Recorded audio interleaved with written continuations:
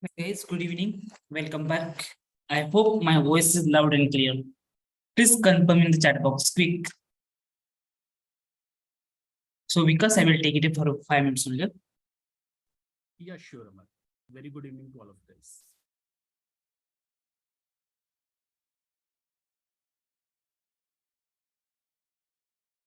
Okay, clear. Thank you so much. So as per your yesterday's request, I am going to take a quick recap of LMS, how to sign in, how to check the recordings, material, and how to give the attendance from the LMS. Okay. So I'm sharing my screen. Let me confirm once it's visible. Okay.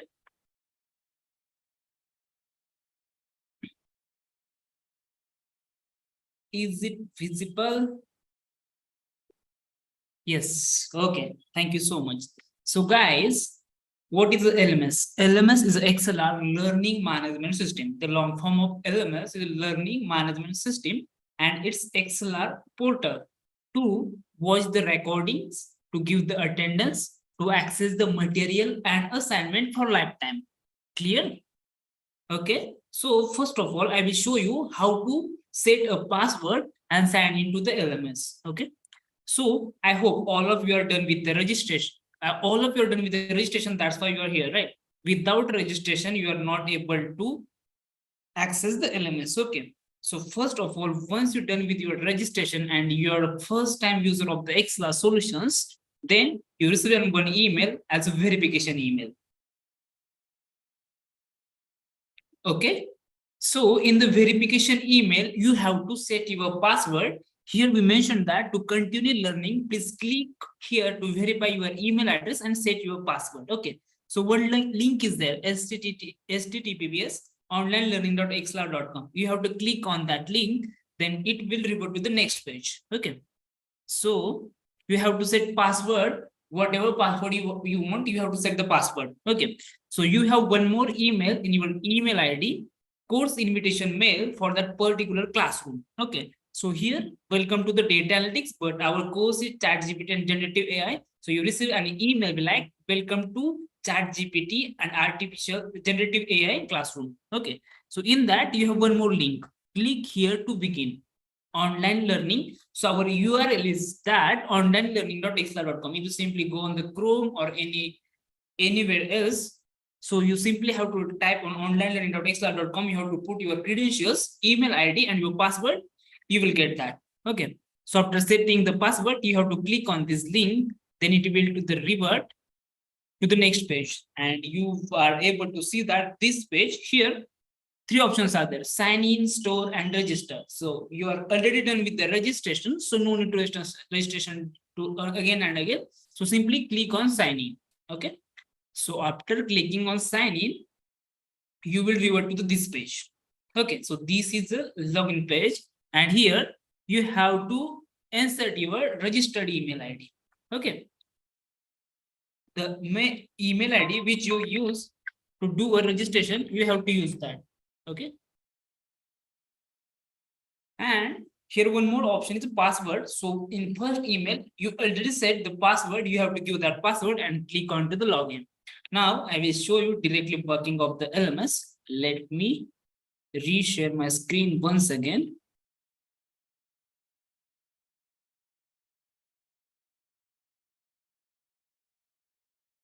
Okay, so you are able to see my LMS dashboard after logging in. Okay, thank you, Alabadi. So here, after logging in, you are able to see that classroom, particular classroom, and let me search for that. ChatGPT and generative AI, September 2023, right? So first of all, I will show you the ways to join the session. There are two ways. One is to join via Zoom, and second one is to join via YouTube. So first of all, here at right hand side, I'm on the home tab, guys. Huh? Please confirm. You also on home tab. So in the LMS home tab, at the right hand side, you are able to see that particular classroom. Okay, so ChatGPT and generative AI EDL Day 5. So if you visit here at 6:45, you are able to see that join button here. If you click on a join, it will directly revert to the Zoom. Okay. Now, second option, to join via YouTube. If you check here, see, here is one banner.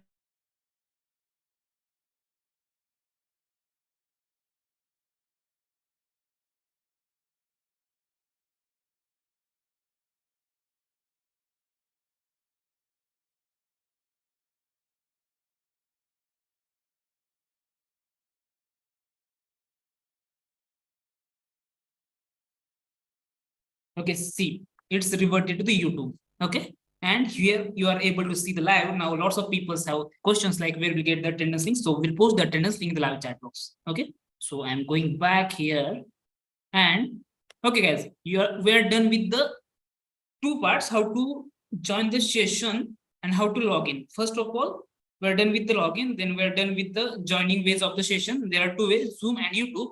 Now, I will show you how to access the recordings and materials. So, at left hand side on your home tab of LMS, you are able to see your particular classroom, ChatGPT and Generative AI. So, click on that.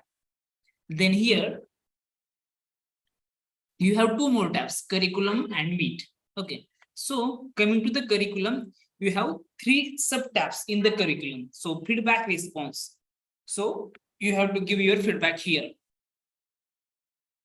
So today's day 5, it will be updated by 8:30. So the attendance link is always open between 8:30 to 9:30. If you come here by 8:30, it will show you Google form you have to fill on a daily basis. Okay. So just back by one step. Below feedback response, you have one more tab, session recordings. So from here, you have to access the recordings. I will click on day 1, then recording will be there. Simply, I have to click on play button, see. Okay. So day 1, day 2, day 3, day 4, day 5, all the recordings will be there with you for lifetime. And now there is one more tab, material. From here, you are able to access the material as well. If there are practice file, you are able to download. If there are PDF file, you have to take care from here only. You have to go through LMS only. Okay, you are not able to download the PDF file. But if there are any practice file or an Excel file, see, this is a CSV file, so you are able to download that. That's the simplest way to sign in, to watch the recordings, to join the session using the LMS. I hope, guys, it's clear. Okay. So if you have any query or question, let's post in the chat box. I will take it up for 2 minutes.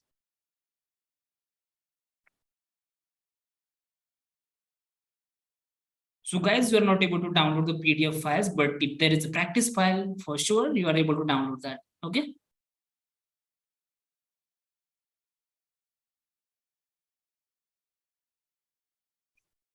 Guys, clear? Please confirm in the chat box. Okay, clear. So one question, how many days recordings are available? Recordings will be there for lifetime. Clear, clear, clear. Okay, guys, then thank you so much for such a wonderful response. Vikas, host to you. Please start. Thank you, Amar. Let me share my screen.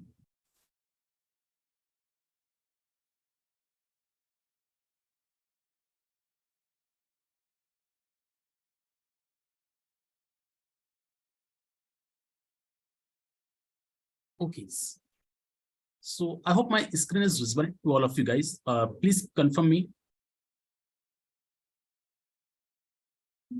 Okay, great, great. So just yes. Okay, guys. So in yesterday's class, we saw the basics regarding the neural network, and we saw how the backend computation is being done with respect to each and every neuron or node. We also saw how this particular computation is having the similarity with brain's functionality, right? With this basics, today the agenda is, let me show you how you can build a typical artificial neural network model using deep learning or AI libraries. So to start with artificial neural network model, there are two more frequently used libraries or packages are there. The first one is known as a TensorFlow.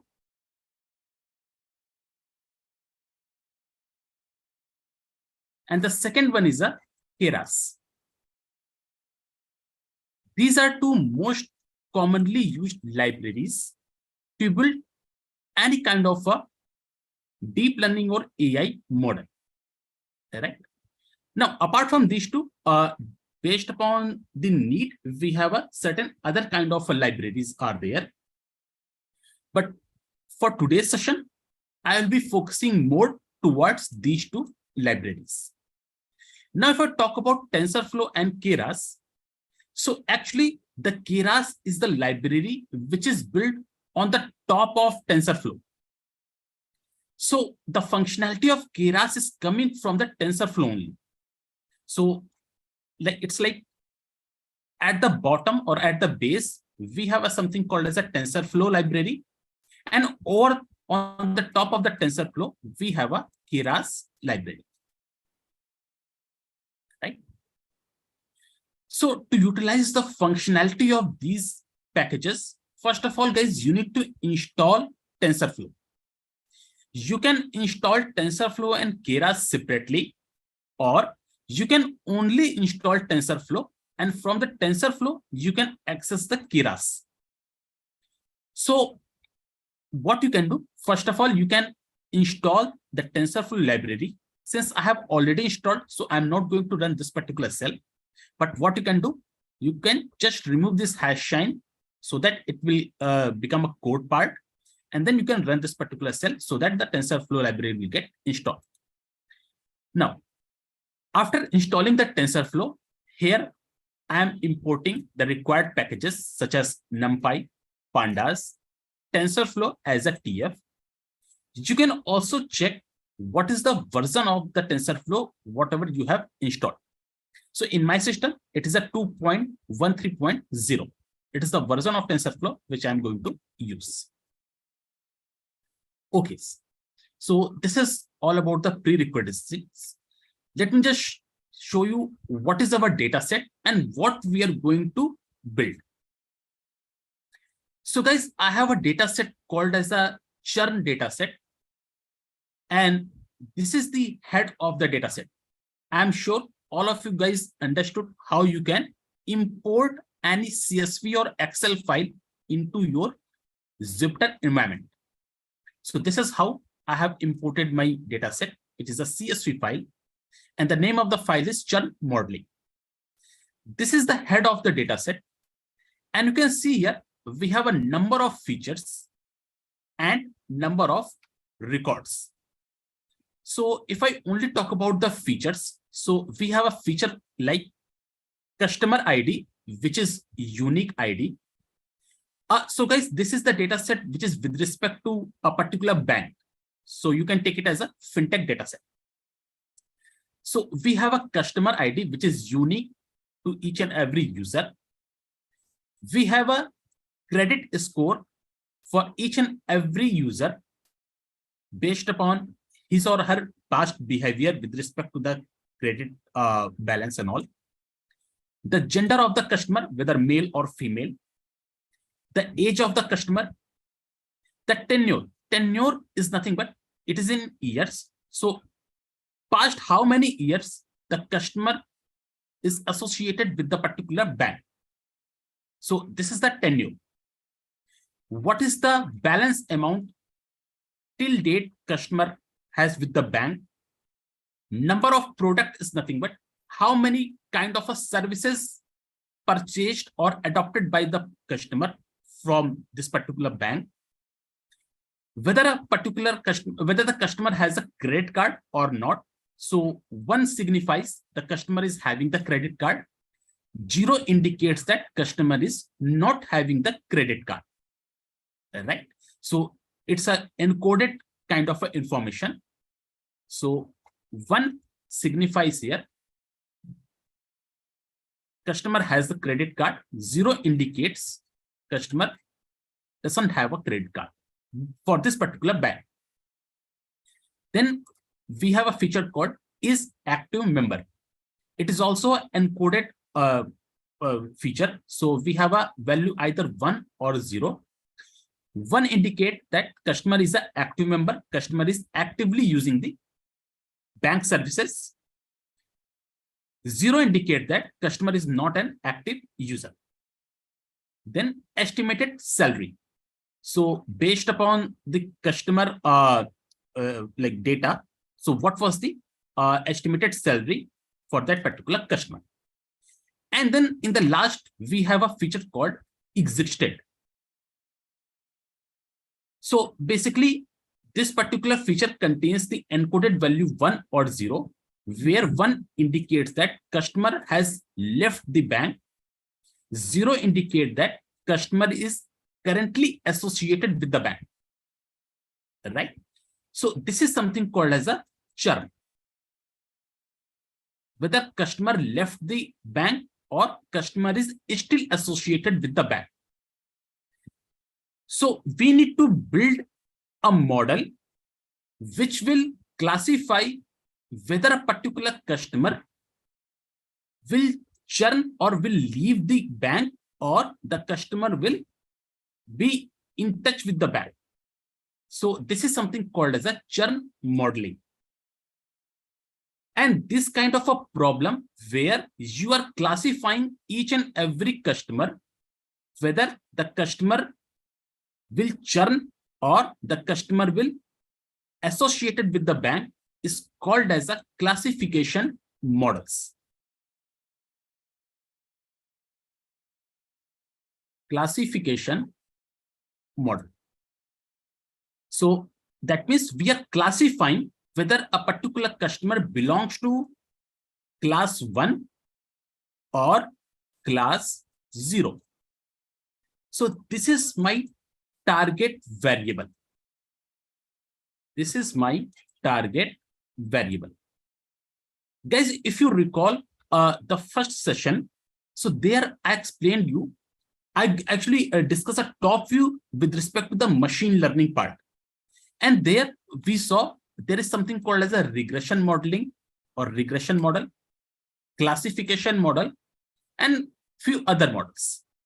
So this is a typical example of a classification model.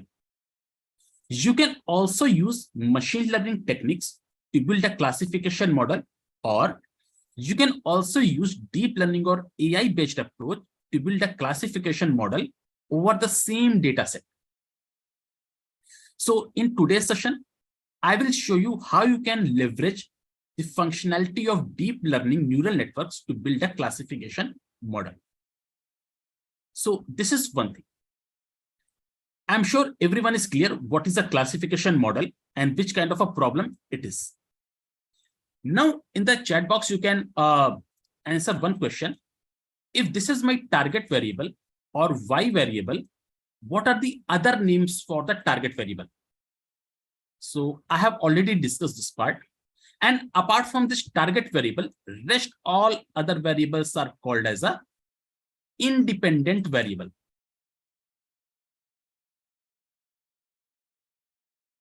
Independent variable, or it is also called as a X variables. So in the comment box or in the chat section, you can tell me what are the other names for these independent variables and target variables. Okay. So this is the problem statement or the case study with respect to this churn data set. Okay, guys. Now, one thing to note here, in this data set, you can ignore this customer ID since it is unique to each and every customer and doesn't contribute any useful information. So actually, we have this data set for a modeling perspective. All right.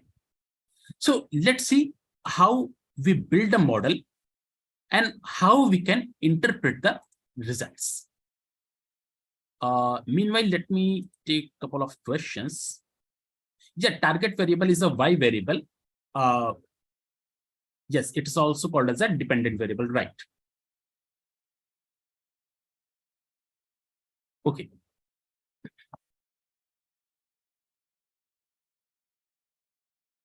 So let's see, guys, how you can build a deep learning model, which is a classification kind of a model.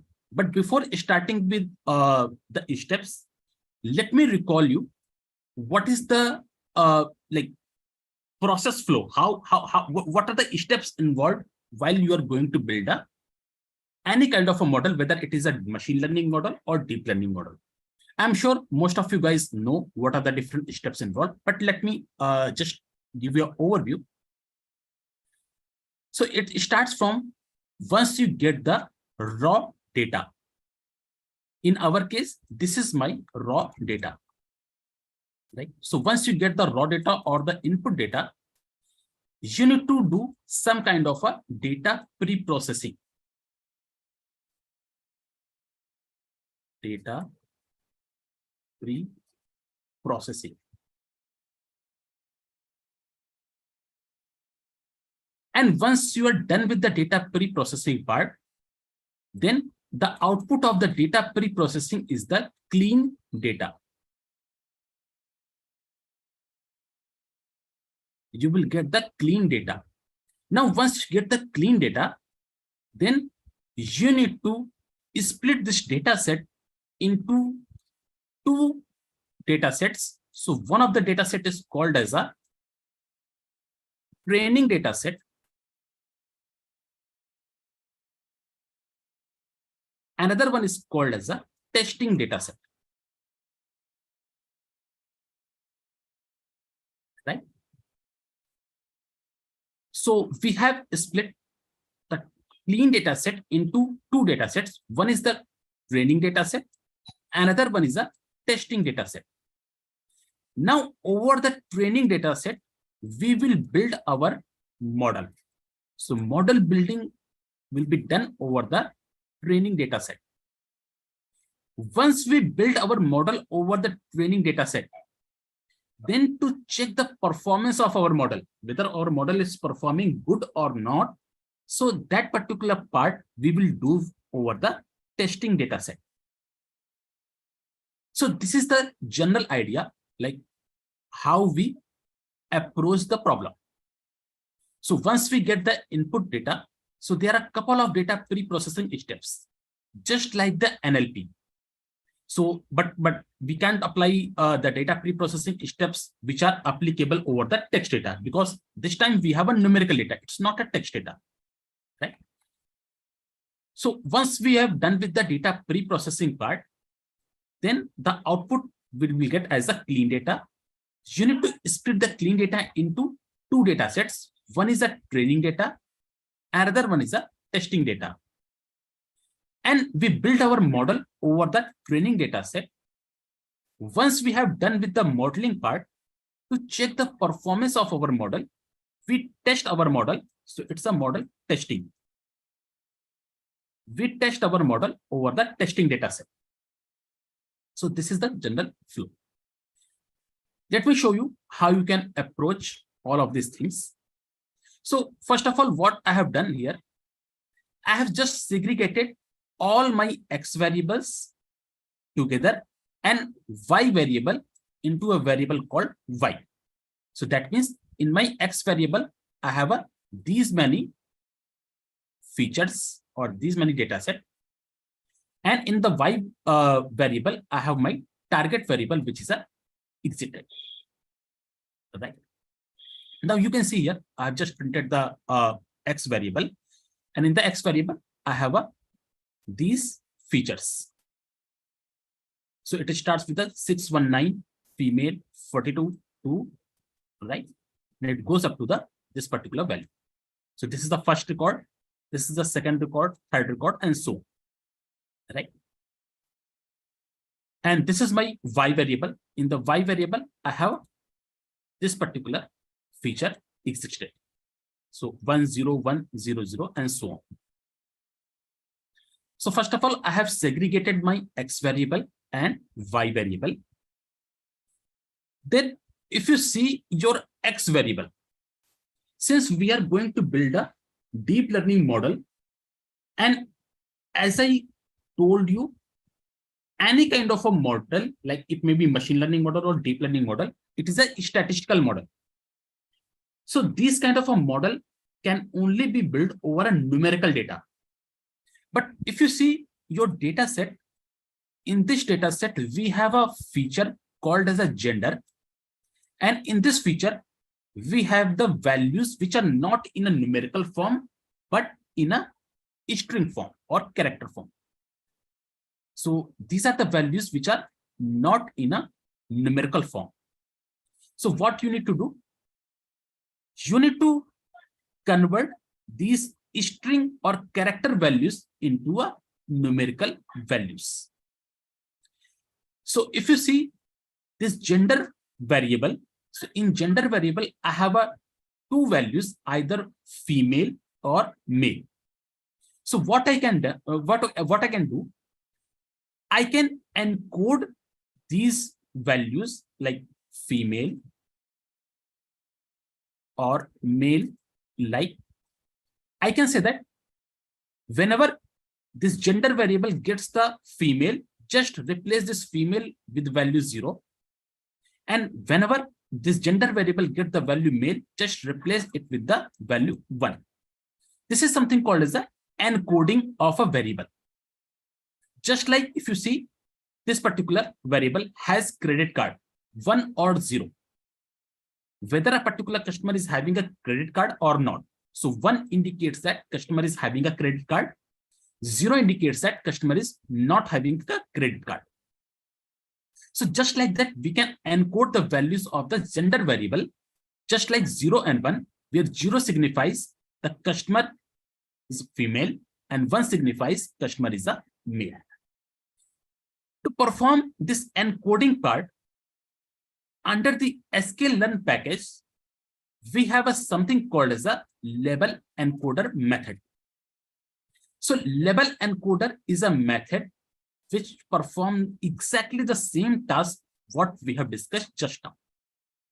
So first of all, I'm importing this particular method label encoder from ExcelR.Preprocessing module. Here I have just created an instance of the label encoder as a LE.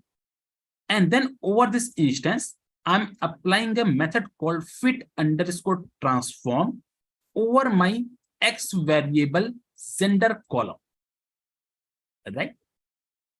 So this is how I'm encoding the gender variable values either 0 or 1.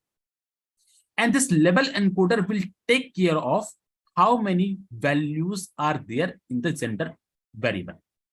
So in this case, we have two values, either female or male. Let's suppose you have a variable where you have more than 2 values. Let's say 3 or 4 or 5 values. So this label encoder method will take care of all these values, and accordingly, it will give you the encoded values. So now if you see, first of all, let's see the original data. In the original data, we have values like this: 619, female, 42, and so on. Now I have encoded values like 619 is the first column. Second, which is a gender variable like 0, 0, 0. So 0 indicates that it is a female, and 1 indicates that the customer is male. So in that way, we have the encoded information present after label encoding transformation. Right? So this is something called as a encoding. This concept is called as a encoding. Right? And this particular concept comes under a concept called as a feature engineering. There is something called as a feature engineering. And one of the concept present under the feature engineering is encoding. Right? So what is the feature engineering? So we are just transforming our feature from one form to another form. Right? So this is what we are doing with the help of the encoding. So now if you see, all my independent variables are in a numerical form. So once I get my input data set, like in this form, then what I can do, I can split my data set into training and testing data set. So to split your data set into training and testing, we have a method called train test split. So this is the name of the method, and this method is available under the ExcelR.model selection module. So if you see, guys, ExcelR is a library which is very useful when it comes to the data science part. So ExcelR is a very important library or module which is available for a data science tasks. So it stands for the scikit-learn. The full form for the ExcelR is a scikit-learn. And within this library, we have a number of models, machine learning models especially, and different kind of methods or functions are available, which you can leverage it for a different tasks.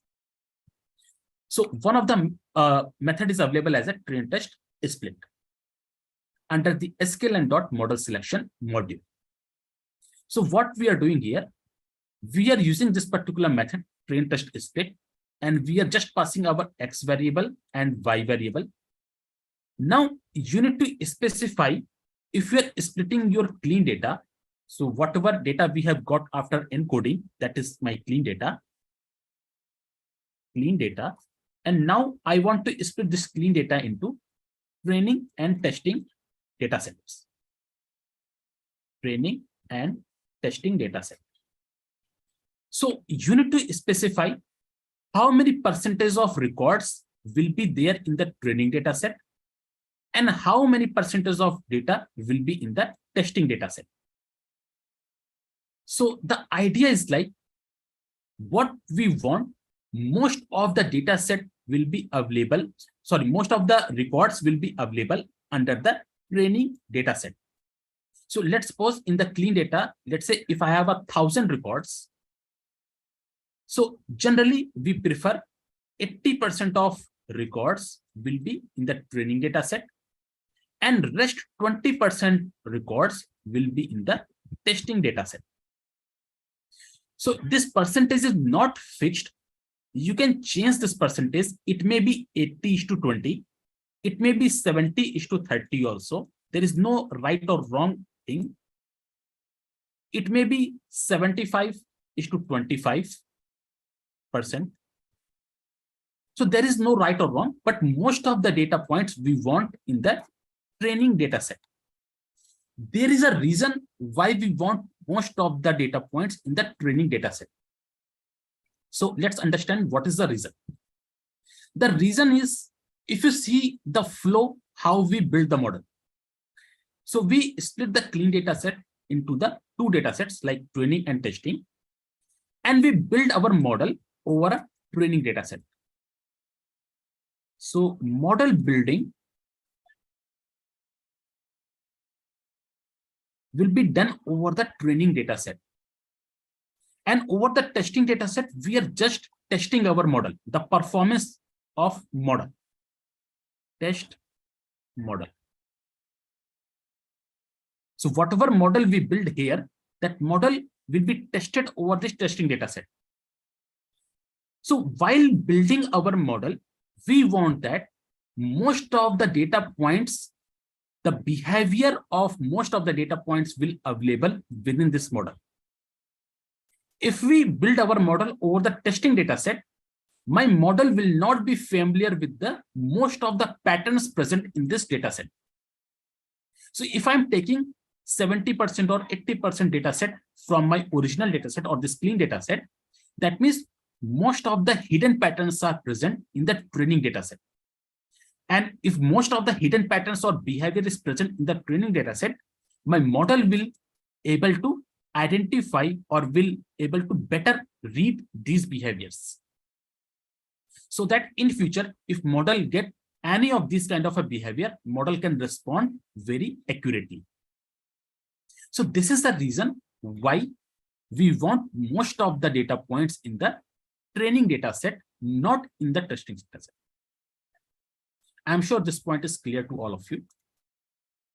Let me take a couple of questions. So full form for the sklearn is a scikit-learn. SCIKIT, scikit-learn. Y, X and Y, Y. So basically it is the standard notation. Chandrasekhar, it's a standard notation. There is no answer to Y. It's a standard notation. We denote all the independent variables as the X variable, and dependent variable or the target variable is denoted as a Y variable.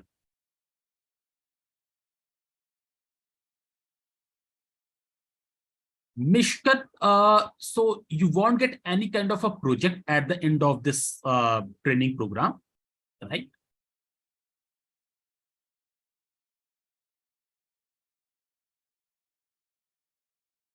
Yeah, you can take a small x and capital Y, that doesn't matter, but X will denote the independent variables and Y will denote the dependent variable or the target variable. You can take small x or capital X, that doesn't matter. Okay, guys, so let me share my screen again.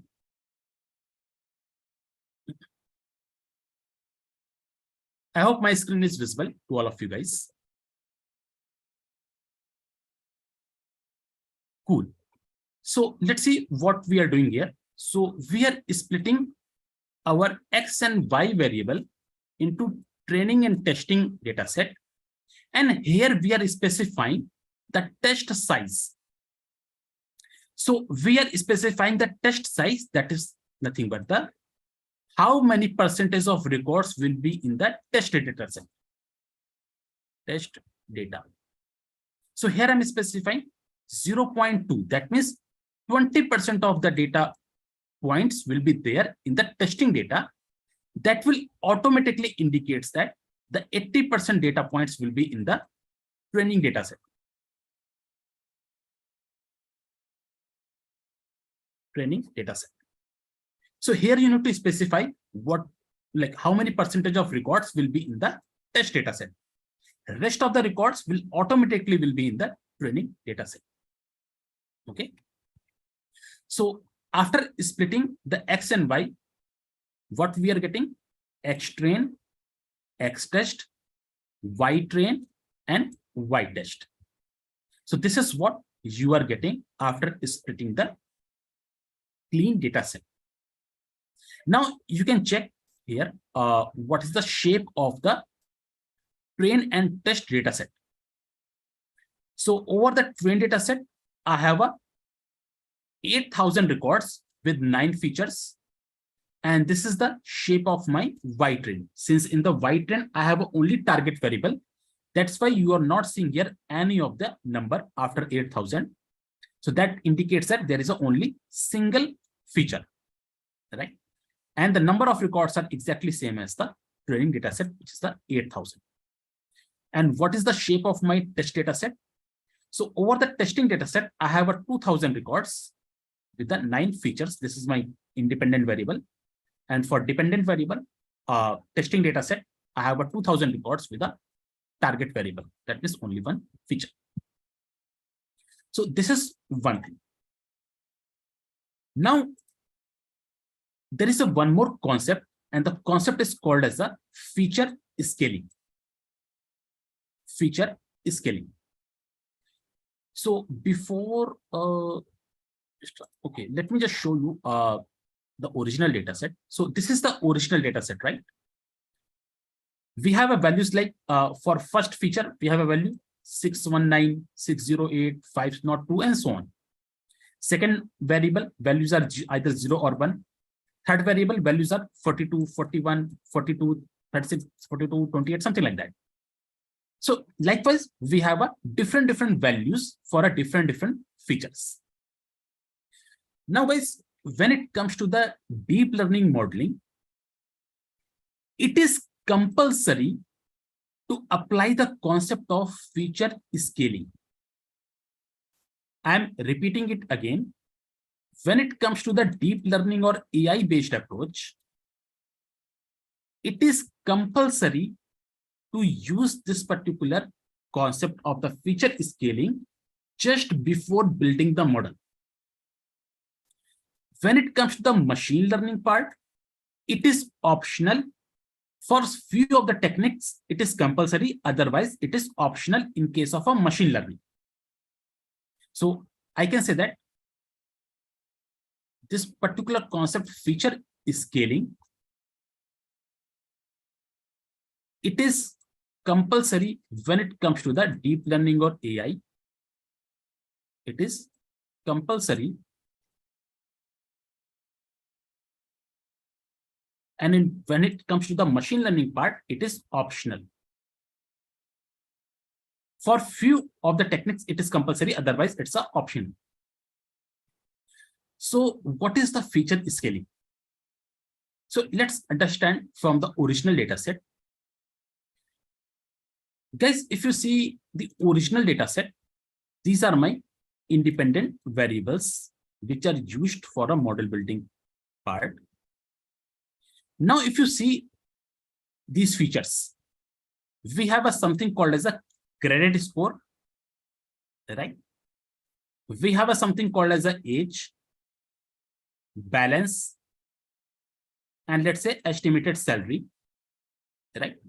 So when it comes to the real-time case, the number of features which are present in our data set, they are having the different units.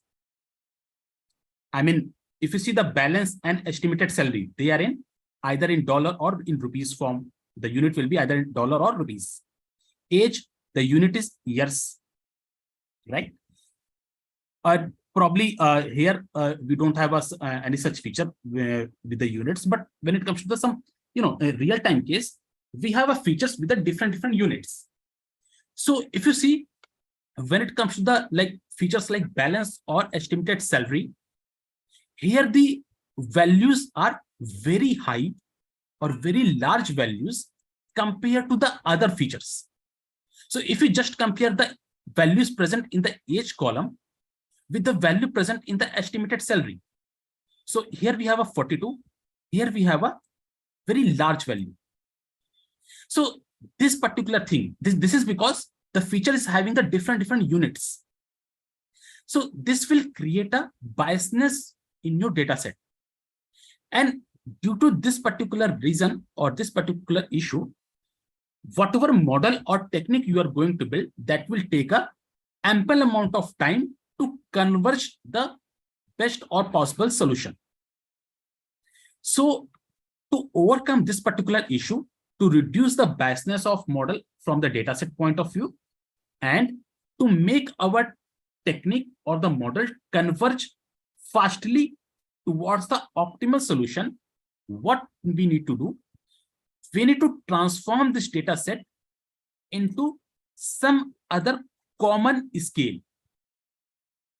So what we do? We will transform this data set into a new data set over which all the features will be over some common scale, so that this particular issue will get resolved, or this particular issue will be no more. Common scale. So to transform the data set into a common scale, this is something called as a feature scaling. And there are a couple of ways to apply the concept of feature scaling. Generally, there are two ways to do this particular part. We have two approaches. One of the approaches called as using the standard scalar method, the method which is used in this particular notebook. So one of the approaches called as a standard scalar approach.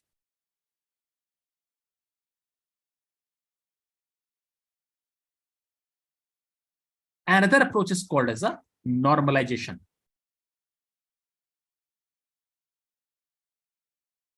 Normalization. By the way, this feature scaling, in general, it is also called as a normalization. Right? You can adopt any one of the approach to apply the concept of feature scaling. So here, I will show you how you can use the standard scalar method to transform your data set into a common scale.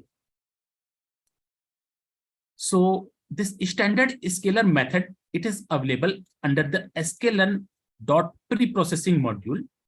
And from this module, I am just importing the standard scalar method. After that, what I'm doing, I'm just creating an instance of this standard scalar as a SC. And using this instance, I'm applying the fit_transform method over the trained data set. That means I'm transforming the trained data set into a common scale. I also need to transform my test data set into a common scale. Right?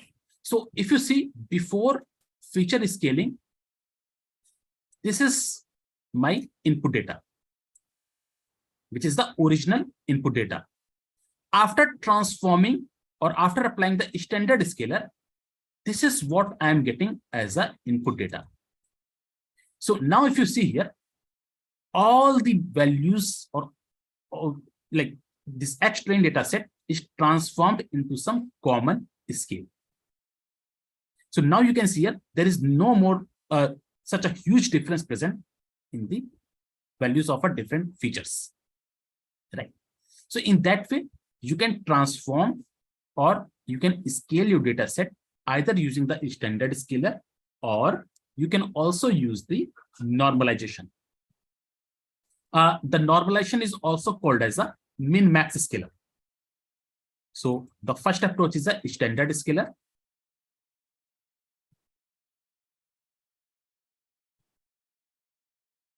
And the second approach is called as a normalization.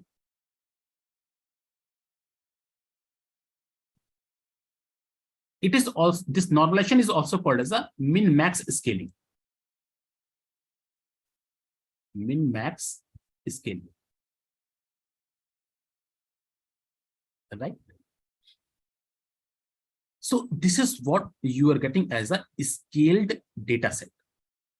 Now over this data set, we are going to build our model. Okay. So next part is a model building. But before that, let me take a couple of questions or doubts if you have.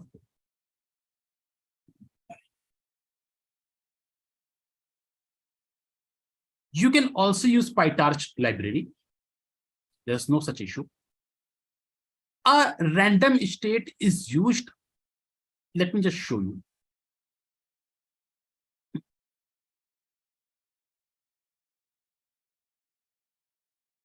Okay, so there is a one question, guys. While I'm splitting my data set into training and testing, there I have used something called as a random state. So what this random state will do? So guys, when you split your data set into training and testing, so this splitting is random in nature. That means, let's suppose I have a data set where I have a, let's say, 100 records.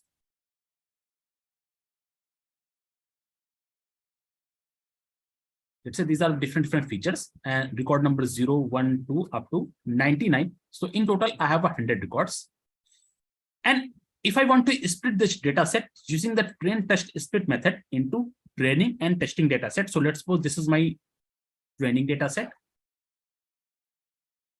And this is my testing data set. So what this train test split will do, it will randomly pick 80% records. 80% records, it will randomly pick from this original data set into the training data set. What do you mean by the randomly pick? So there might be chances that the first record with the index 0, it will be in the training data set. And then the record number 10, that will be in the training data set. Then record number, let's say 15, that will be selected as a training data set. And likewise, it will randomly pick 80% of the records. And rest 20% of the records will be in the testing data set. So that means this particular technique is a randomly that means it will randomly select the records.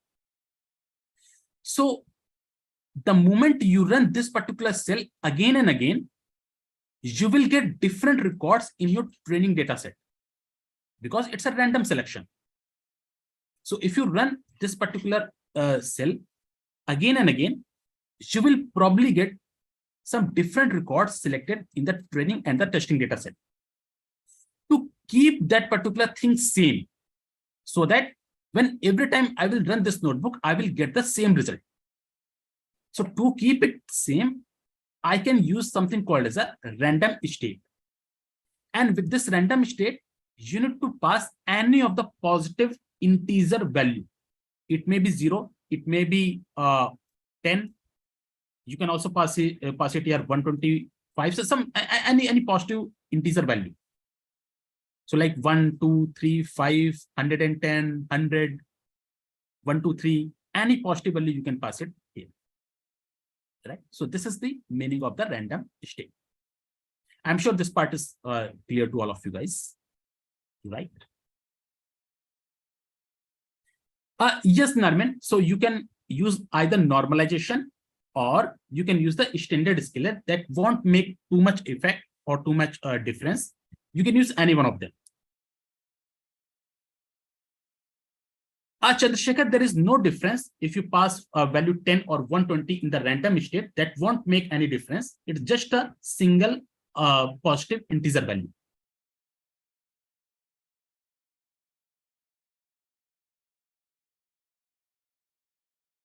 Okay. So normalization is nothing but, let me just tell you a little bit about the normalization. Like due to the time constraint, it is not possible to go into the deep, right? So let me just tell you a brief detail regarding the normalization.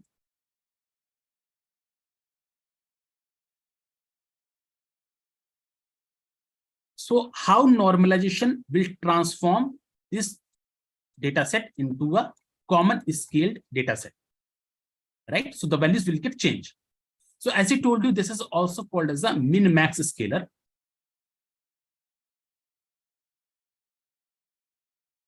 And it uses a formula called as a value of a variable. So let's suppose my variable is a x. So value of the x variable minus the minimum value for that particular variable x divided by max value of the variable x minus min value. So using this particular formula, it is transforming each and every record into some common scale. Right? So this is the normalization. You can use any one of them. That won't make too much difference in the final output. Right? Okay, guys. So up to this point, we have prepared our data set for a deep learning model building phase. So this is the data set what we are going to utilize to build our deep learning or artificial neural network model. Now, if you recall the neural network architecture from the last class, so what we have a different kind of a layers. And as I told you, the first layer will always be the input layer. That will be the input layer. Last layer will always be the output layer. And in between input and output, you will be having number of hidden layers. So like hidden layer 1, hidden layer 2, hidden layer 3, and so on. So it may be hidden layer 1, hidden layer 2, H2, H3, which is the hidden layer 3. Now in the input layer, I have a nodes which will carry the input data set information. That means these values. So whatever values you have here, these values will get present over these nodes. You have nodes or neurons in hidden layers as well as the output layers. And what these nodes will do, they will take input from the previous layer and they will try to execute or do the processing over the input information. All right.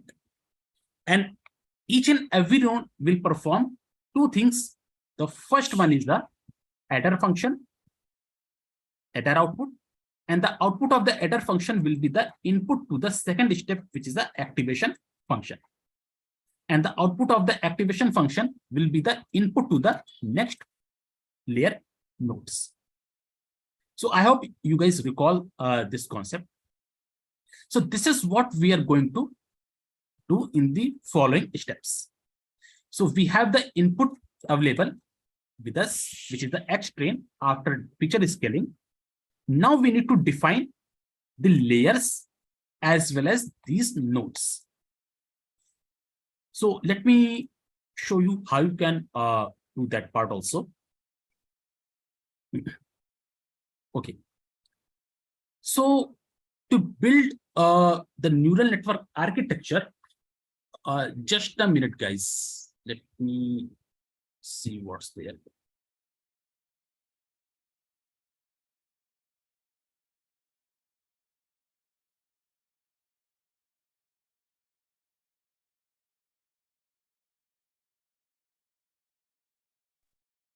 Okay, sorry, I was on mute. Yeah, so I hope my screen is visible to all of you guys. Okay, so let's understand one more thing, guys. Let's see what are the steps involved when you are going to build a deep learning model. So after getting the final data set, pre-processed data set, what are the steps involved when you are going to build a neural network architecture or deep learning model? So actually, model building process contains three phases. Phase one, let me write it here. Phase one, which is called as a, you need to define the network architecture. Define network architecture.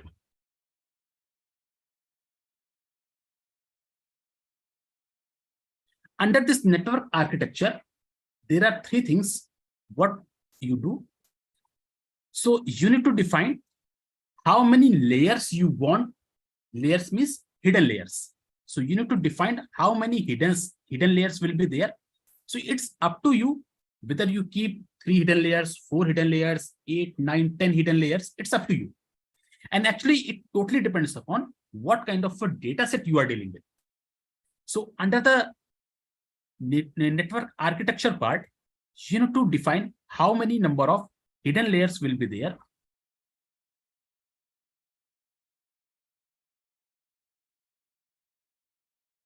Then you need to define within each hidden layer how many number of nodes or neurons will be there. That means number of nodes or neurons.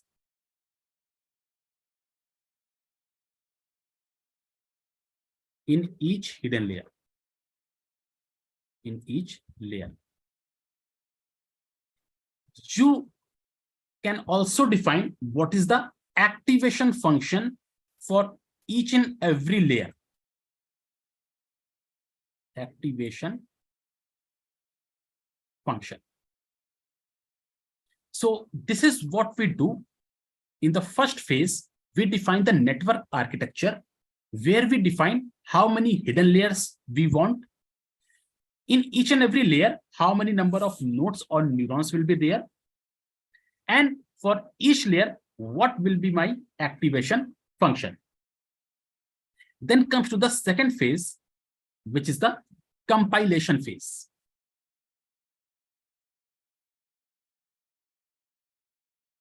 Compilation phase. In case of a compilation phase, you need to define two things. First of all, what will be your loss function? And what is your optimizer?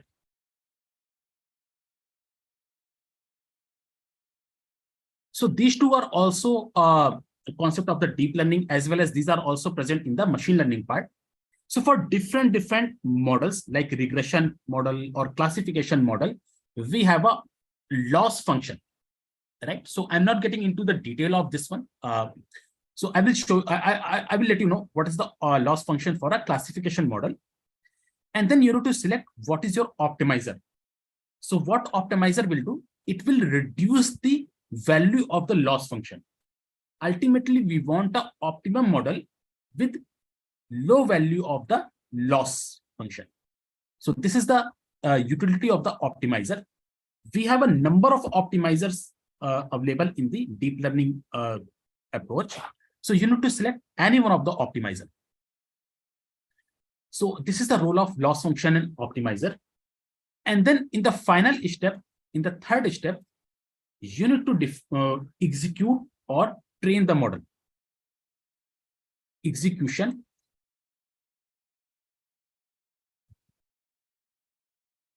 Or you can say training of the model.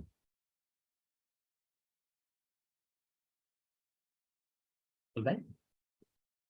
So these are the steps we follow. And guys, these are the steps with respect to deep learning. Right? It is only applicable over the deep learning or AI-based models, not for the machine learning-based models. Okay. Now let me show you how you can follow these steps. Okay. So first of all, you need to get a sequential neural network model from the TensorFlow. Under the TensorFlow, we have a Keras module. Under the Keras, we have something called as a models. Within that model, we have a sequential method. What is the sequential method? So if you recall yesterday's a typical neural network architecture, so there I told you, these kind of neural networks are also called as the sequential neural network, because information flows from input to output, from left to right in a sequential manner. So this is what we are getting from the Keras models as a sequential model. And within this sequential model, we need to add how many number of layers I want, how many number of nodes will be there in each and every layer. So first of all, we are just getting the empty sequential model as a ANN. Now, once we get this ANN, which is an empty sequential structure, now within this ANN, which is a sequential model, and at this particular time, it's an empty model. There is no hidden layer, there is no nodes. First of all, you need to add your input layer. Now, if you see, guys, in my input data set, how many features I have? So you can see here, there are 9 features are there in the input data set. Right? So what I'm doing here with this ANN, which is right now, it's a sequential neural network architecture with no input layer, no hidden layer, no nodes. So within this empty sequential neural network architecture, first of all, I'm adding the input layer. How I'm adding?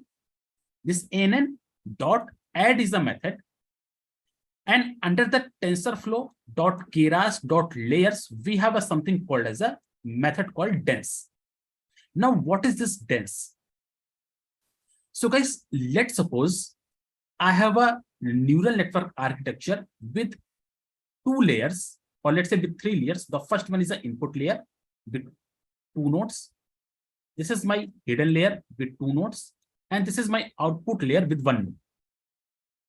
And let's say I have a connections like the first node is connected to both the nodes of the next layer. This node is also connected to this and this. This node is connected to the output layer. This node is also connected to the output layer. Now, guys, if you see this kind of a typical neural network architecture, here I have all the possible connections available. What do you mean by all the possible connections? If you see for this particular node, for this node, what are all the possible connections? This is the first possible connection. This is the second possible connection. For this node, there are 2 possible connections. One is this one. Another one is this one. So this is between these two layers. Between these two layers, what are all the possible connections? This is the first possible connection. This is the second possible connections, right? So that means in this particular network, I have all the possible connections available. So if that is the case, this is something called as a dense neural network. Dense neural network, where I have all the possible connections available. Now let's suppose I have dropped one of the connection like this. That means I have dropped one of the connection and rest of the connections are there. So if that is the case, that all the possible connections are not there, then it is not a dense neural network, right? So this is the difference between a dense neural network and not having a dense neural network. So it totally depends upon how many number of connections you have. So this is what I am doing here.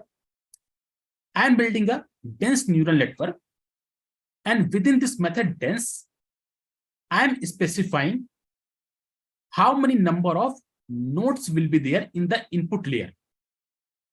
So these units will indicate that how many nodes will be there in the input layer. So this is my input layer. So here I'm adding the input layer with 9 nodes. Why 9? Because in my input data set, I have 9 features. So here I'm adding the 9 neurons or 9 nodes in the input layer. And as I told you, in the first phase where we are defining the neural network architecture, you need to select the activation function. So there are a lot of activation functions are available, but most commonly used activation function is a ReLU. You can also use some other activation function. And if you change the activation function, probably the output will get changed. So, but most commonly used activation function is a ReLU. So here I'm specifying my activation function. So this is how I am specifying my input layer, right? This is how I'm specifying my input layer. Now it's time to add the hidden layers. So as I told you, it's up to you how many number of hidden layers you want in your neural network architecture. And since it's a sequential model, so the model will automatically connect each and every layer in a sequential manner. So this is the input layer. And in the next phase, I'm specifying here 3 hidden layers, hidden layer 1, 2, and 3. So ANN is a sequential model. Dot add, I'm adding one more dense layer. And this is my first hidden layer. And in this hidden layer, I'm randomly specifying 16 neurons or 16 node with the activation function as a ReLU. I'm again adding one more hidden layer with again 16 neurons and activation function as a ReLU. I'm adding one more hidden layer after second hidden layer, that's the third hidden layer, with 8 neurons, and the activation function is again ReLU. So in that way, I'm adding 3 hidden layers after the input layer. And from input layer to hidden layer 3, there will be automatically these layers will get connected because it's a sequential neural network, right? And after that, I'm adding the last layer, which is my output layer. And in the output layer, I'm adding only one one node with the activation function called as a sigmoid. Now, why I'm taking the activation function as a sigmoid here? The answer is, since I'm building a classification model, it's a classification model. What this model will do, this model will classify whether a particular customer is churned or it is staying with the bank, right? So if you are building a classification model, then you need to take the activation function either as a sigmoid or softmax. Softmax is another kind of an activation function. So in this training program, I am not getting into the detail of all this activation function. But the thing is, if you're building a classification model, your activation function in the output layer. Guys, I'm talking about the output layer, not in the middle layers. For output layer, your activation function, either it will be a sigmoid or softmax if it is a classification model. Right? So that's why I have taken the sigmoid as an activation function. So this is how I am defining my neural network architecture. This is the first phase of model building. So if I summarize it, so your network will be look like this. This is your input layer. In this input layer, I have a 9 nodes. 1, 2, 3, up to 9. Then I have a 3 hidden layers. First hidden layer, second hidden layer, and third hidden layer. Let's call it as a H1, H2, and H3. In first hidden layer, I have a 16 nodes. Second hidden layer, I have again 16 nodes. In third hidden layer, I have a 8 nodes. So in first hidden layer, I have a 16 nodes. This is the 16. This is the 9th node. In second hidden layer, also I have a 16 nodes. In third hidden layer, I have a 8 nodes. Up to 8. And then I have an output layer with only single node. Right? So this is my output layer. And since it is a sequential network, so there will be automatically connection to all other nodes between any of the 2 layers.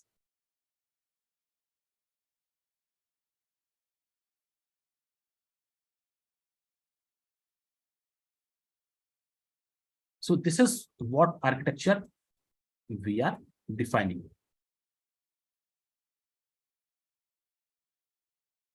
And each and every node will perform 2 functions, as we have already discussed. One is adder function, another one is a activation function. Right? And from here, you will get the final output.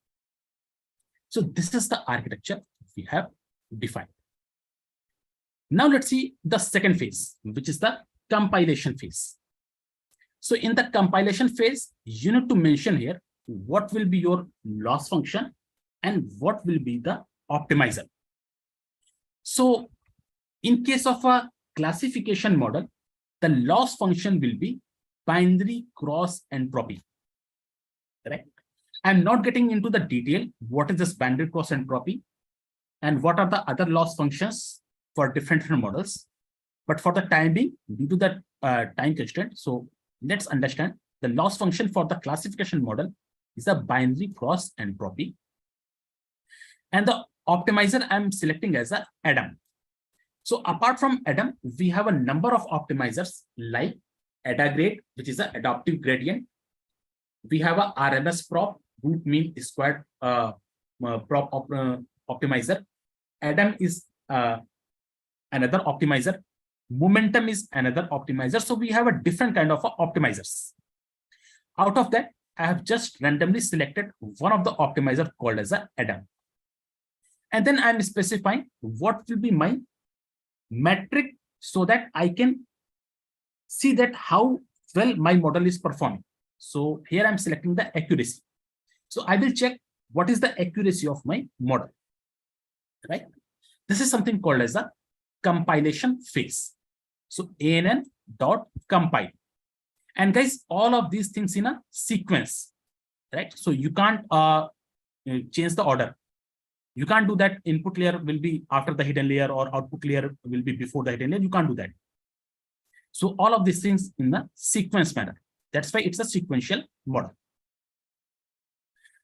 So up to this phase, we have added the compilation layer. So it's a like compilation phase where we have defined what is the optimizer, what will be the my loss function, and how I will check the model performance. So I will check the model performance with the accuracy.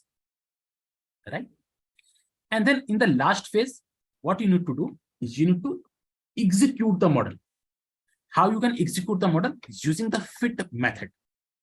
So ANN dot fit over which data set I want to fit, over the X train and Y train.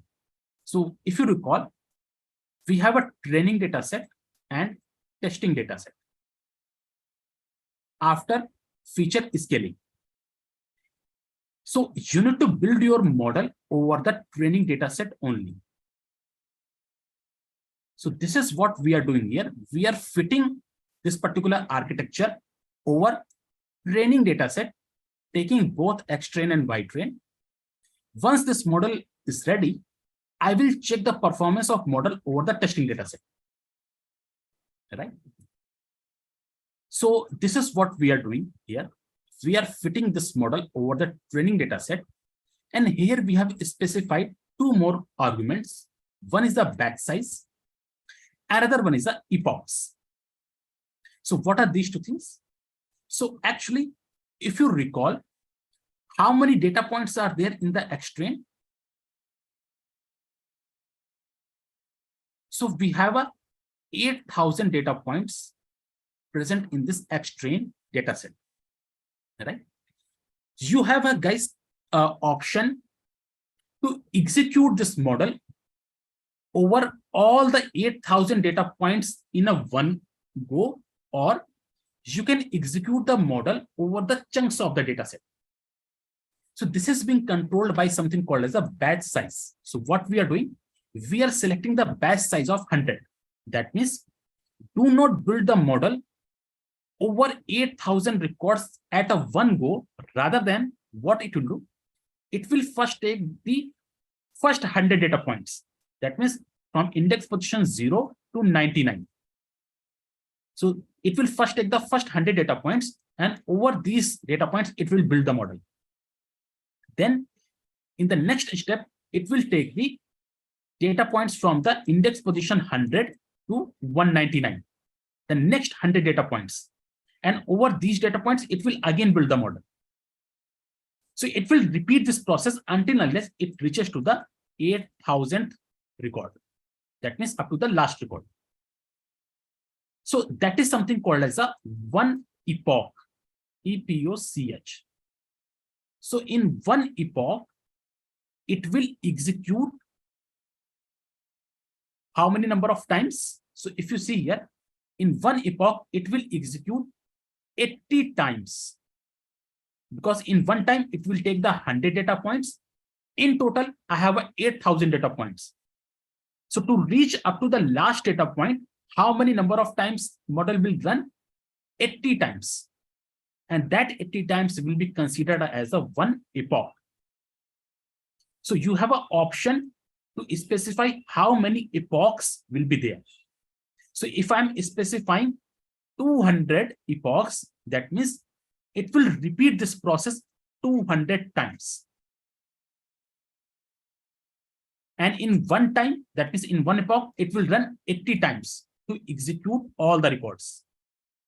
So you can see here how many number of times the model is running at the backend. So this is the like another detail regarding the neural network architecture. Right? I'm sure this point is clear to all of you guys. And this is how it will look like when it is running. So I have already executed this cell. So that's why the execution process is done.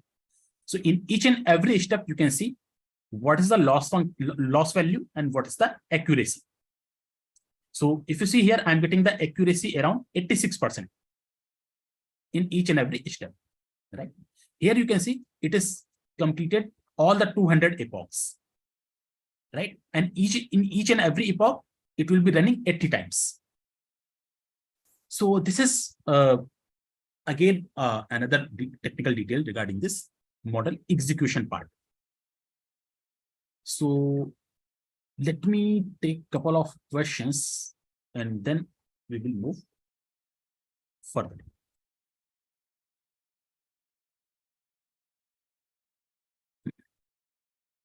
Just a minute, guys.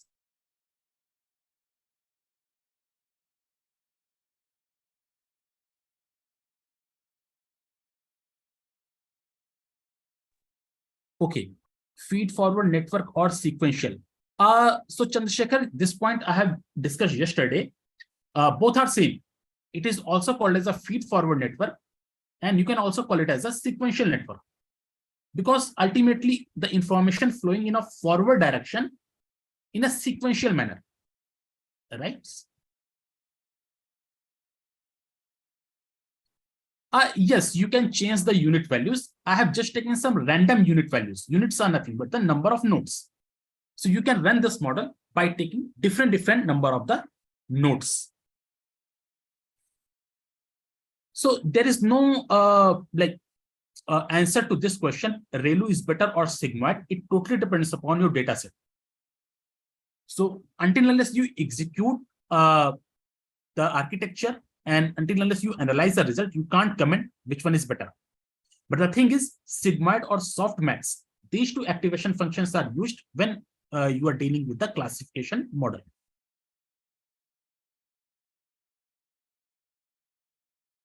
Yes, you can apply the fuzzy logic. Okay. Let me see what are the other questions.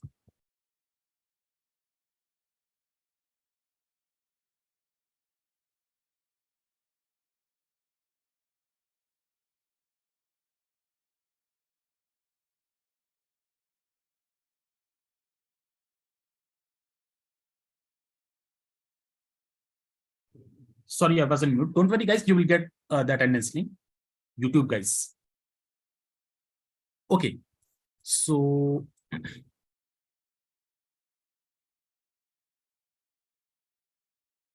there is a one question. Repeat the epoch concept. Okay. So, guys, epoch is nothing but let's take the same example. In the training data set, I have a 8,000 records,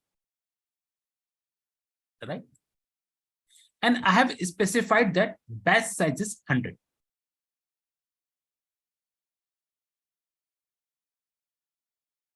Batch size is 100. That will indicate that in each and every execution, at one time, the architecture will take only 100 data points. Although in total, I have a 8,000 data points, but in one execution, it will only take 100 data points. You can change these values. Right? I have just taken some random values. So that means I have a 8,000 records, right? So let's suppose these are the 8,000 records. Let's say it starts with the record index position 0, 1, 2, and so on up to 99, then 100, then 101, so on, then 199, 200, and so on, and it goes up to the 8,000. Now, what we are specifying? We are specifying execute this ANN architecture over this X train data set. That means over this 8,000 data set, but take only 100 data points in each execution. So what this architecture will do, it will not run over the 8,000 data points in a single go. Rather than what it will do, it will first take these 100 data points. The first 100 data points will be taken, and over these 100 data points, it will execute the model. Once this execution is done, then it will take the next 100 data points. It will execute the model. Then it will take the next 100 data points, and it will go up to the last data point. So you can see here, guys, how many number of times it will execute to cover all the 8,000 data points. If in a single go, it will take 100 data points. It will be 80 times. It's simple, 8,000 divided by 100. Right? You will get 80. So that means after executing 80 times, it will cover all the 800 data points. And this is called as a one epoch. In one epoch, it will cover all the data points in a single time. And to cover all the data point once, internally, it has to execute 80 times. This is called as a one epoch. And I have taken 200 epochs. That means repeat this process 200 times. All right. In one epoch, it will execute 80 times. In 200 epochs, it will execute 200 multiplied by 80 times at the backend. And this is what you can see here also in the output window. So you can see here, this is the first epoch out of 200. It's a first epoch. And in this epoch, it is running 80 times. Then it starts with the second epoch. In the second epoch, it is running 80 times. So in that way, it has to run for 200 epochs. And in each and every epoch, it is running 80 times. I hope this part is clear to all of you guys. All right. So this is how we are executing or training our model over the trained data set. All right. Now, once I have trained this model, you can see the summary of the data points. Sorry, summary of the model. So there is a method called as a summary. And if you run the summary of your model after executing the model, this is the output of the summary. Now, what is this output? This is very interesting output, guys. If you see here we have an output shape. So what is the architecture of this model? We have a 9 input layers, sorry, in 9 nodes in the input layer. This is the input layer with the 9 nodes. We have a first hidden layer with 16 nodes. We have a second hidden layer with the 16 nodes. We have a third hidden layer with 8 nodes. And then we have a output layer with a single node. This is the architecture, right? You can see in the output shape, the same architecture, what you have built. 9 nodes in the input layer. This is for the input layer.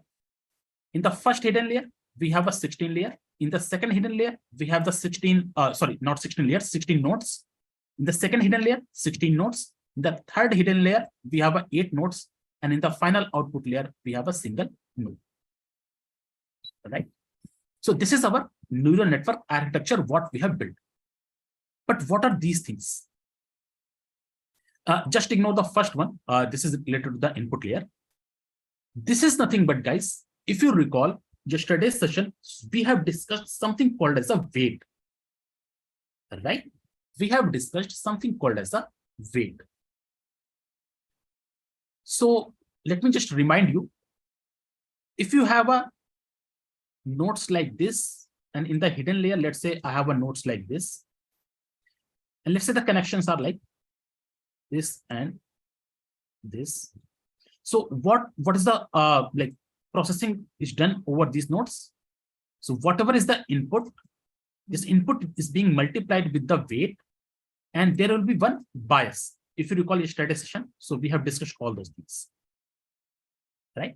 So we have a input value multiplying with the weight, and for each and every node, we have a bias value, right? So using these inputs, it will do the adder function operation, and then it will pass it to the activation function input, right? Now, these are nothing but how many number of times the weight is being updated, right? So let me just explain you how you are getting this 160, 272, 136, and 9. Let me just explain you this particular thing in a detailed manner. So guys, let's see. This is your input layer. In input layer, we have a 9 nodes, node 1, node 2, node 3, up to node number 9. 1, 2, 3, and node 9. This is my input layer. Then we have a first hidden layer. We have a first hidden layer. Let me draw it here. We have a first hidden layer, H1, and in this hidden layer, we have a 16 nodes. 16 nodes, node 1, 2, 3, up to 16. And since it is a dense network, so we have all possible connections available, right? And this is for node 1, and same is for all the nodes. Now see here, guys. How many number of weights are there in between these two layers? That means the number of times weight is being updated. So if you see here,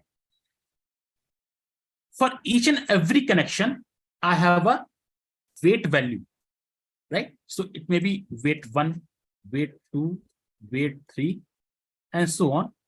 So if you see for the first node is connected to all the 16 nodes. Or you can take it in a reverse manner. For hidden layer, each and every node is connected to all the 9 nodes of the input layer. That means each and every node of the hidden layer having the 9 weights. So 9 weights for node 1, 9 weights for node 2, and so on up to the 16th node. So total, how many weights are there? 16 multiplied by 9. I hope this part is clear. And then for each and every node, we have a bias. The bias value for node 1, bias value for node 2, node 3, up to node 16. So total 16 bias is there. So plus 16, right? That means each and every node of the hidden layer is connected to the 9 nodes of the previous layer. And there is a bias for each and every node. So total 16 bias. So 16 multiplied by 9 plus 16. So that is nothing but you will get here how much? 144, I guess. 144 plus 16. That will be 160. Right? That will be 160. So these many number of weights are there between these two layers. And this is what you can see, this number. That means between the input layer and the first hidden layer, I have a 160 weights. Right? Let's see how many weights are there between first hidden layer and the second hidden layer. So we have a 16 nodes in the first hidden layer. We have a total 16 nodes. And in the second hidden layer also, I have a 16 nodes. And each and every node is connected to all other nodes. That means all of these nodes are connected to all the nodes in the previous layer. So that means each of the node present in the second hidden layer is connected to the 16 nodes of the previous layers. That means 16 weights are coming from these connections for each and every node up to the 16th node. So total 16 into 16, these many weights coming from the previous layer, and there is a bias for each and every node plus 16. That means 16 into 16, that's a 256 plus 16. That will be the 272. This is what you are getting here. So in short, this will show you how many number of weights are there between these layers. Right? So this is the output, what you are getting after building the model. Now my model is ready. I can use this model for a prediction purpose. So ultimate aim is to do the classification or the prediction. So this is what we are doing here. So you can ignore this part. Let me just show you from here. Once my model is ready, what I'm doing, I'm using the ANN model to predict over the test data. So I have built my model over the training data set. Now I'm testing my model over the test data set. So I'm using the predict method to get the prediction over the test data. And this particular model will give you the probability value, right? And the probability value lies between 0 to 1. What I'm doing, if the value is greater than 0.5, make it as a class 1, else make it as a class 0. Why class 1 and class 0? If you see your original input data, here we have a target value as a 1 or 0. So you need the output in form of 1 or 0. So that's why we are making the output in our compatible form. So if the probability value is greater than 0.5, make it as a 1, else it will make it as a 0. And then we are just concatenating our original output of the text data, that means Y text data, as well as this prediction text data. And using this actual and predicted value, we are just finding out the accuracy. So here you can see that accuracy, what we are getting as a 71% almost. 17.9%, which is almost 71%. Which is, you can say, a quite good model for a classification point of view. So this is how we are building the classification model using the deep learning or AI approach. This model is called as a ANN model, artificial neural network model. I hope this part is clear to all of you. Let me just take a couple of questions. Don't worry, guys, you will get the attendance link. Narmin plus 16 we are getting from the bias. So this is something we have discussed in yesterday's session. We have a bias value for each and every node. All right.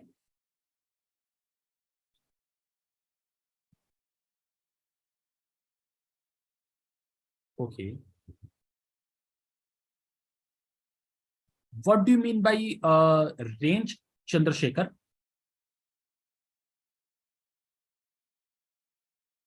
How much percentage of accuracy is better? So we are looking for an accuracy as high as possible. So at least 70%, 75% accuracy is like if you're getting that much accuracy, that means your model is good. But again, it not always. It totally depends upon which kind of a data you are dealing with. Sometimes, based upon the data, 60% accuracy is also a good model. So it totally depends upon data set. Yeah. Okay, let's see the last point with respect to this ANN model. Now, up to this point, we have built a model and we have tested our model. So you might think that how this model will be utilized in future. So let me just show you how it is utilized. Let's suppose in future, we are getting the details of a particular customer. And you have to use your ANN model to predict if the customer with the following information will leave the bank or not. So this particular information or this particular customer is not there in the data set. This is the new customer. For this customer, you need to use your model and you need to tell whether this customer will leave the bank in future or not. That means whether this customer will churn or not. And what is provided for this particular customer, the credit score, which is our first feature in the input data set, is 600. The customer is a male, age 40 years, tenure 3 years, balance this much, number of product used by this customer 2, and other details, what are the features present in our data set. So this is the new customer with these feature values.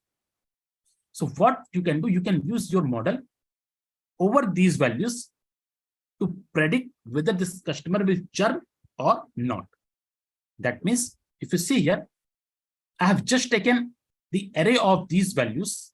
And first of all, you need to apply the standard scalar transformation. That means you need to convert into a scaled value, because your model is built over the scaled value. That means feature scaling. And after that, I'm applying the ANN model to predict for this particular customer, and the result is false. That means this customer will not churn. False means class 0. This customer will not churn. Okay. So this is how we utilize our model. So guys, this is all about the how we build the neural network architecture, typically artificial neural network architecture. Okay, so if you have any doubts or queries, you can write it over the chat box. 50 is very low, Chandrasekhar. So basically accuracy level, we are looking for at least 70 for most of the cases. But as I told you, it totally depends upon what kind of a data you are dealing with. If your data is good, we are looking for an accuracy like 80%, 85%, something like that.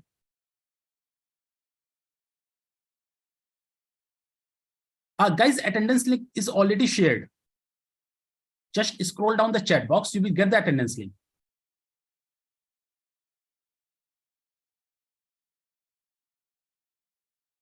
Okay.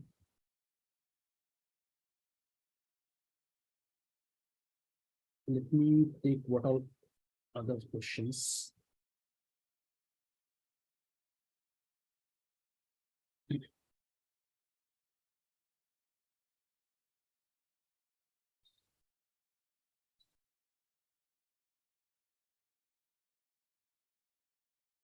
There is one question.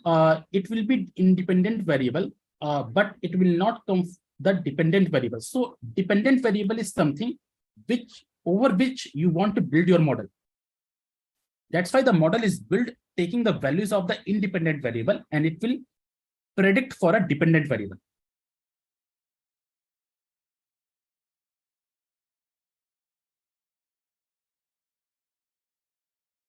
Okay.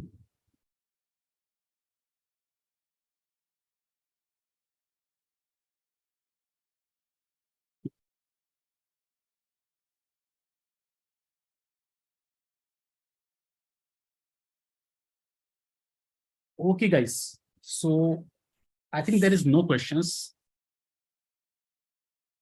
So this is all about for today's session, guys, from my end. So in the next session, like next couple of classes, whatever is left, so we'll be little bit deep dive more towards the generative AI part. So I hope all these basics are clear to you guys. If not, you can go through the recordings and material. You can go there, and if you have any doubt, so you can write it over the chat box in the next session. Thank you, guys. Thank you for your feedback. Over to Amar. Yeah, sure. Thank you. So guys, any question for me?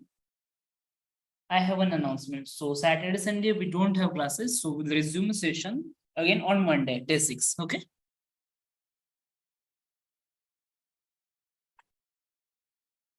Next session will be there on Monday, guys. Okay.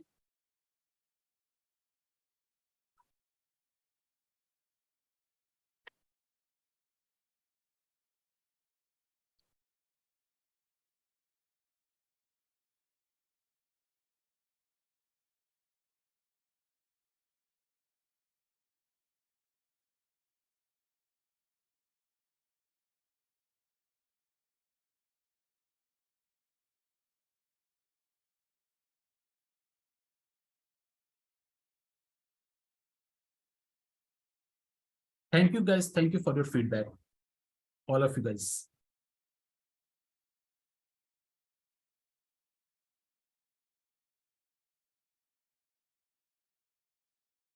Yesterday it was showing 30% progress, but today it's showing 100%. Omkar, no need to worry about that.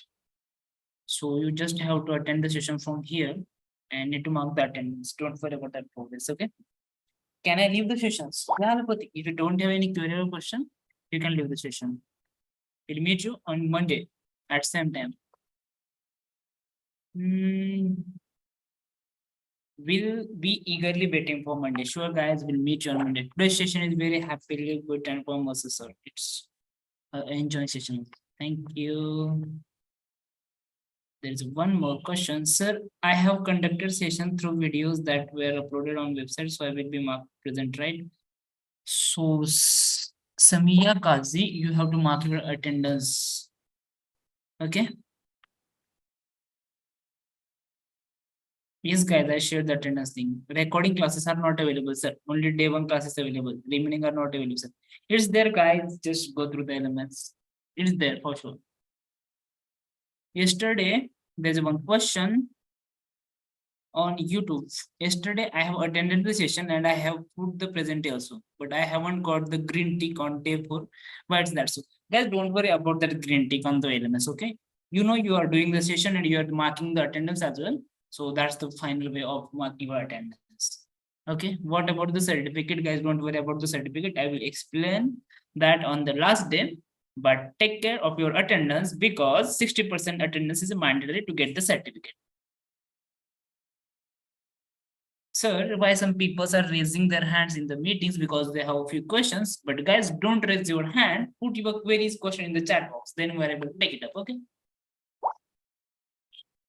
Sir, will we get any project by the end of this course or any test? So guys, there is no any project or test, but you will get the assignment for your practice purpose, okay?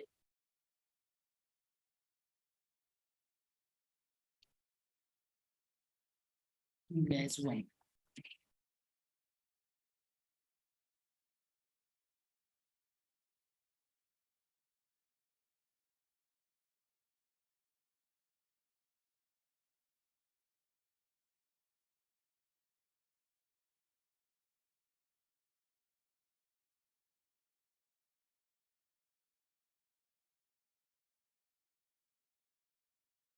Any other questions, sir? Please resend the attendance. Okay, guys, 1 minute. So, okay, sir, thank you. Actually, it's created a confusion for me. There is, but you don't ask where is that. So, okay, no problem. I hope it's clear now. Meghna is asking, sir, how to check the attendance. So, guys, you are not able to check the attendance. You only know that how many sessions you attended out of the total number of sessions. Just multiply by the 100, just divided by that total number of sessions and multiply by 100, you will get the percentage.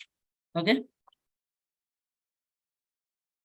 Sir, I have attended previous session Python IoT, but I haven't get certificate. Then probably your attendance is less than 60%. But still, to check your attendance for last program, drop an email to edl@excelr.com. Our team will check your attendance and they will get back to you. I'm sharing that email ID with you. Okay. Sir, how to download the material available in LSR? So it's not LSR, it's LMS Learning Management System. And you can go through today's recordings via YouTube. You will get the idea. In the first 5 minutes, I already taken the KT on the LMS. Okay. Guys, all recordings are there. Day 1 to day 4. Today's recording will also there after some time. Okay. So, session days are 2 less. Then there should be more days for the amazing sessions. Yes, guys, we are launching one more program on fundamentals of full stack development, and which is going to start from 20th of September and will cover the different modules like HTML, CSS, JavaScript, Bootstrap, and database. Guys, you're interested for this course? Full stack development?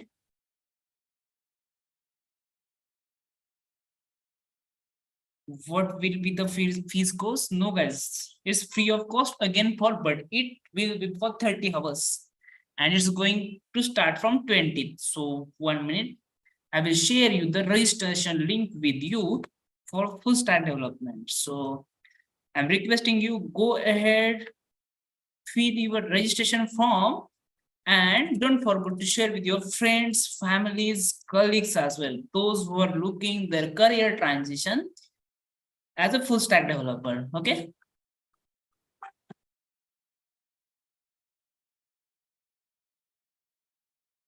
Sir, I have filled the attendance form through the website. Is it okay? Yes, it's completely okay.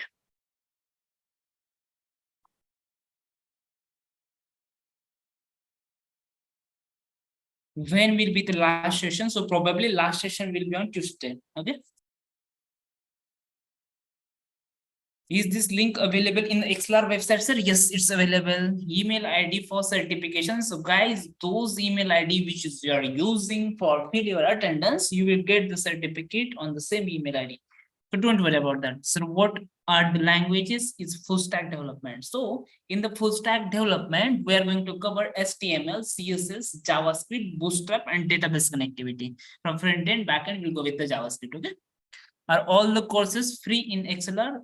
Yes, guys, 30 hours courses are free. If you're looking for full-fledged course with the ExcelR, we have different options as well: data science, data analyst, full stack development, Selenium testing. For offline and online mode, we have 7 to 8 locations in the India, like Bangalore, Chennai, Kolkata, Delhi, then Pune. In Pune, we have 2 offices. In Baner, Vimannagar. In Mumbai, we have 2 offices, Thane and Andheri.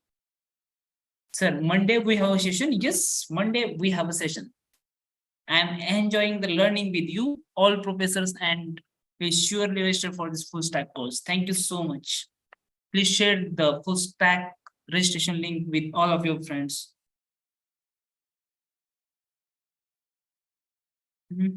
Sir, can you please share the attendance link again? Tomorrow, guys, I already explained that tomorrow there is no initiation.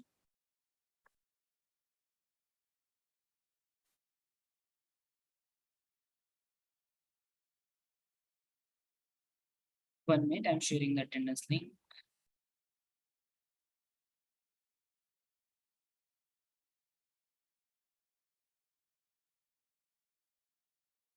You're welcome. YouTube peoples, any question? Yes, Sumat, ExcelR is to provide the placement as well in the full place courses. Yes, today is the last class. No, guys, we are done with the 5 days, 2 more days to go. Tuesday will be the last class of our ChatGPT and Generative training program. Sorry. Okay. Sir, can you resend the registration link? Yes, I'm sharing that.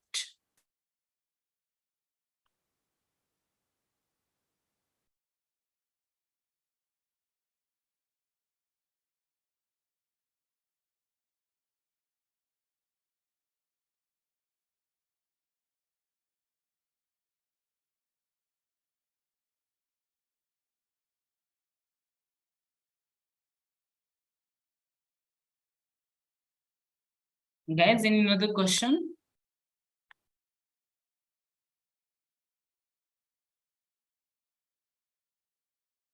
No, Jessica Rao, we don't have session on tomorrow. Sir, आप बहुत अच्छे से explain करते हैं. Thank you.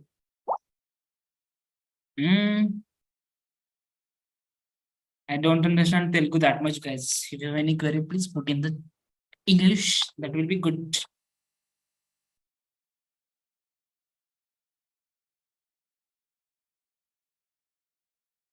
Can these recorded videos will be available at any time, sir? Yes, Sarika. You can access that anytime.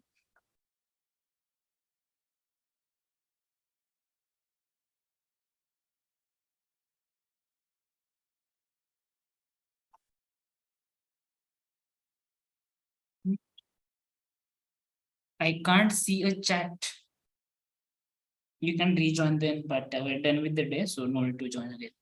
Sir, we are having a class on 20th of this month, and the full stack development course is also going to start from 20th of this month.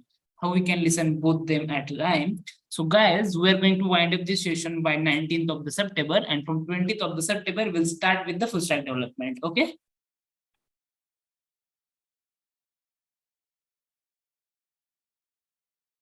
Okay. Next lecture will be on full stack development. Sir, can you explain about this link again? Which link, Nandini? Can you elaborate a little bit?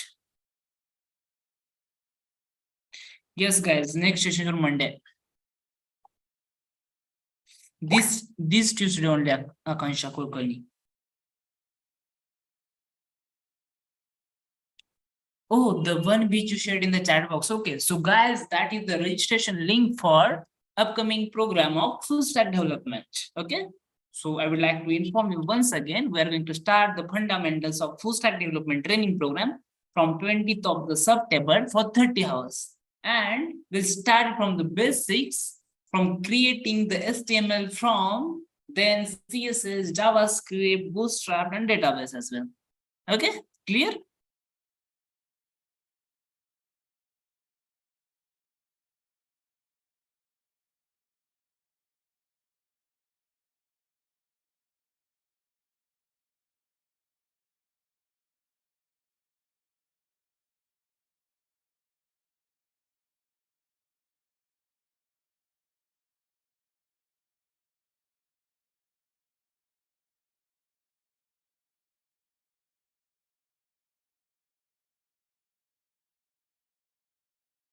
It's not showing in my chat. Okay, sir, I registered for the full stack course. Just now it's not reflecting on my home page. So go install and enroll for the same. That course is already there. Sir, today's attendance link. Okay, Anjali, I'm sharing that. Oh, sorry, I shared the registration link. One, just give me a minute. Yes, guys, I'm sharing the attendance link. Just give me a 1 second. I shared. Is there a class tomorrow? No, guys, we don't have any class tomorrow.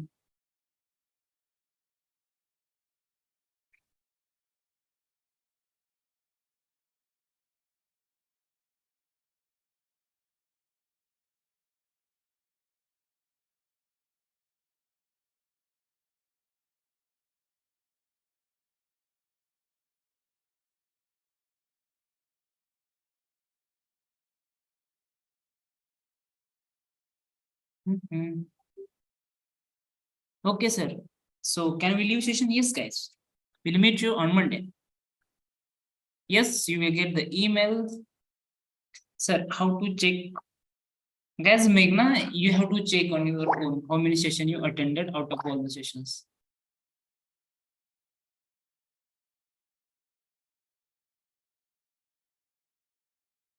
Shivani, you have to mark your attendance on a daily basis because 60% attendance is mandatory to get the certificate.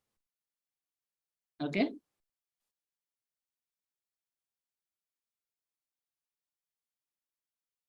When will be the assignment given? After completion of this program, we'll upload the assignment over LMS. Yes, guys, you can leave. If you don't have any query or question, I'm just waiting for them. Those have their questions. So if you don't have questions, you can leave the session.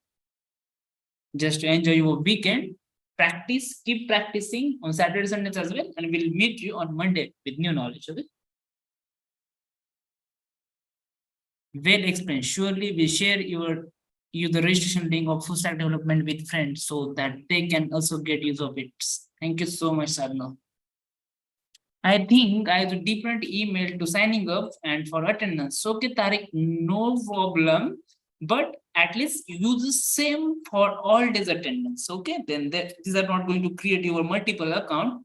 And if it's going to happen, then it will be create multiple accounts and multiple attendance percent as well. That will be not good. It will be affect on your certificate ratio. Okay.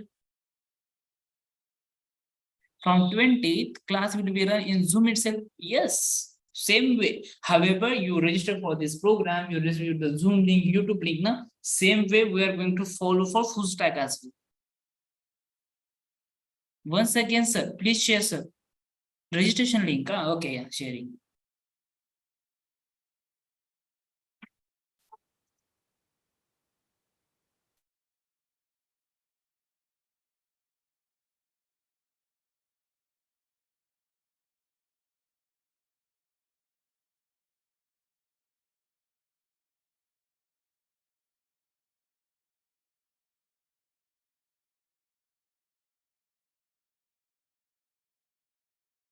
Okay, then I think attendance link. Guys, you are asking attendance link till now.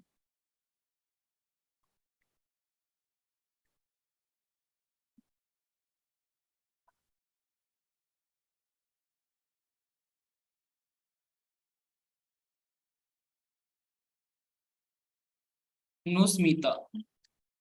Well done with the 5 days. 2 more days to go. This is the registration link for new course. Yes.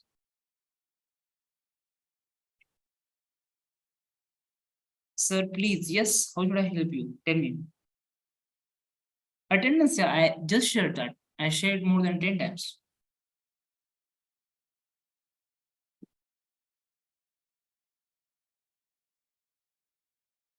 Sir, I am uploading attendance without logging into the Excel website. I am joining the live session via YouTube notification and uploading attendance from YouTube live chat. But attendance process 0%. Guys, don't worry about that. You know now you are attending the session and marking the attendance as well using Google Form, then no need to worry. Okay, so thank you so much once again. We're done with the day. Enjoy your weekend, happy weekend, and with full of energy, we'll meet you on Monday. Okay. So bye bye. Good night.